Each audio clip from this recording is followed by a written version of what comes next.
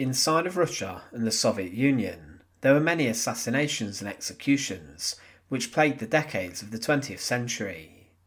Some of the most prominent politicians, such as Vladimir Lenin, would face threats to their life, and one example of this is when the partially sighted Fanny Kaplan, a young woman, would shoot Lenin outside a factory. Despite not killing Lenin, she caused injuries that would plague him for the rest of his life and contribute to his death. But the young 28-year-old female assassin went to her execution for the attack. But in the decade before, there was an assassin who took the life of Grand Duke Sergei Alexandrovich, who was very influential during the reign of his brother, Alexander III, and his nephew, Tsar Nicholas II. But he met a very bloody and brutal end, as a young man threw a bomb onto his lap, and the injuries he sustained were truly shocking. But what is the story of the man who carried out the assassination? Join us today to look at the horrific execution of the assassin of the Grand Duke of Russia. Remember to support our channel. Please make sure to subscribe. Ivan Kalyayev was born on the 6th of July 1877 inside Warsaw, and his father was a Russian police inspector, and his mother was a daughter of a suffering nobleman.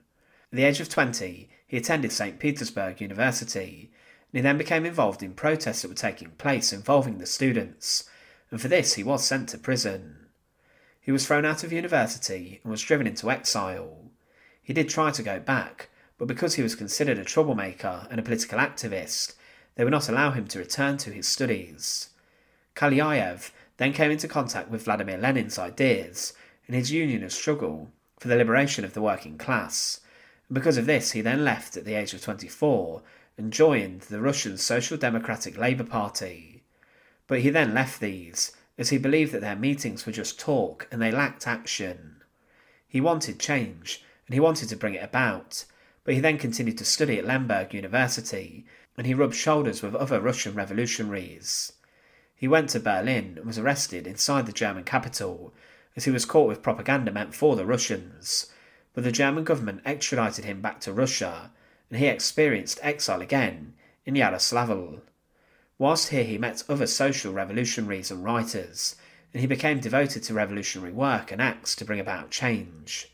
He believed that terror was the only way to get his point across and to signal real change in Russia, and he then met Evno Azev, the commander of the Social Revolutionary Combat Organisation.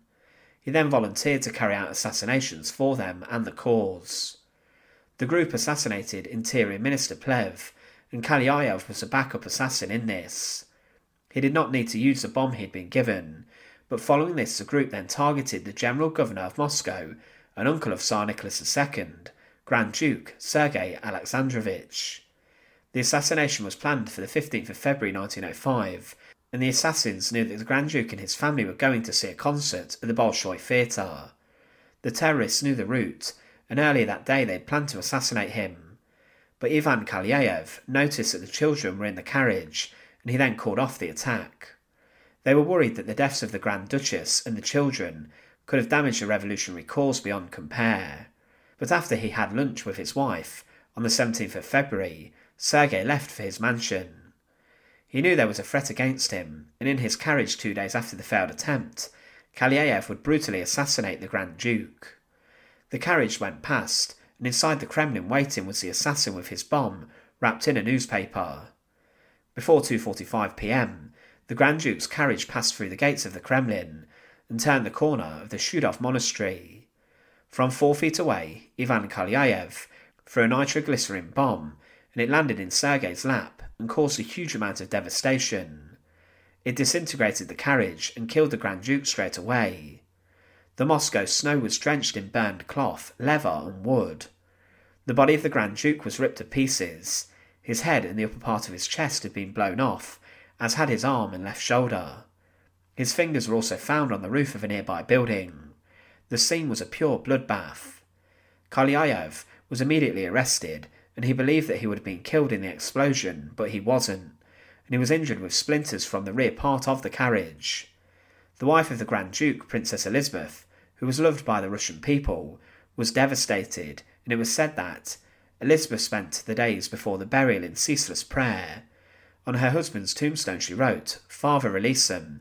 They know not what they do." She understood the words of the Gospels heart and soul, and on the eve of the funeral she demanded to be taken to the prison where Kalyayev was being held. Brought into his cell, she asked, "Why did you kill my husband?" He said, "I killed Sergei Alexandrovich because he was a weapon of tyranny. I was taking revenge for the people. Do not listen to your pride, repent, and I will beg the sovereign to give your life. I will ask him for you. I myself have already forgiven you," said Elizabeth. But on the eve of the revolution she had already found a way out to forgiveness. Forgive through the impossible pain and blood, and thereby stop it then, at the beginning, this bloody wheel. By her example, poor Elizabeth appealed to society, calling upon people to live in Christian faith. "No," replied Kalyayev, "I do not repent. I must die for my deed, and I will. My death will be more useful to my cause than Sergei Alexandrovich's death." Kalyayev was sentenced to death, and said, "I am pleased with your sentence," and he spoke to the judges saying this, "I hope that you will carry it out, just as openly and publicly as I carried out the sentence of the Socialist Revolutionary Party. Learn to look the advancing revolution right in the face." Despite carrying out the assassination on the 17th of February 1905, Kalyayev's execution took place on the 23rd of May 1905. Inside of a prison in St Petersburg, he was taken to the execution chamber where a simple gallows stood. He was led towards the executioner, who made sure his arms and legs were secured, before he was hanged and left to strangle to death over the course of a number of minutes. In a sense, Kalyayev's execution was rather straightforward and less bloody than the assassination that he carried out. Interestingly, after the assassination of the Grand Duke, a monument was dedicated to him, a large and ornate cross which marked the exact spot where he was killed. But after the Bolshevik Revolution, Lenin himself would oversee the destruction and removal of the monument. This was later put back and restored in 2017, where the original monument stood. However, Ivan Kalyayev has gone down in history as a man who assassinated the Grand Duke in brutal circumstances. He would have known when he threw the bomb how much injury he would have caused, and the device which was made should have also killed him. But because it didn't, he had to endure the aftermath of his actions and the confrontation he had with Sergei's wife, Princess Elisabeth. Elizabeth would later turn her back on the royal family after her husband's death, and she devoted her life to religion and became a nun. She helped the poor in Moscow and the needy, and the people greatly loved her. But she would also have a bloody end and death at the hands of the revolutionaries. Thanks for watching. To support our channel, please make sure to subscribe, and once again, thank you so much for watching.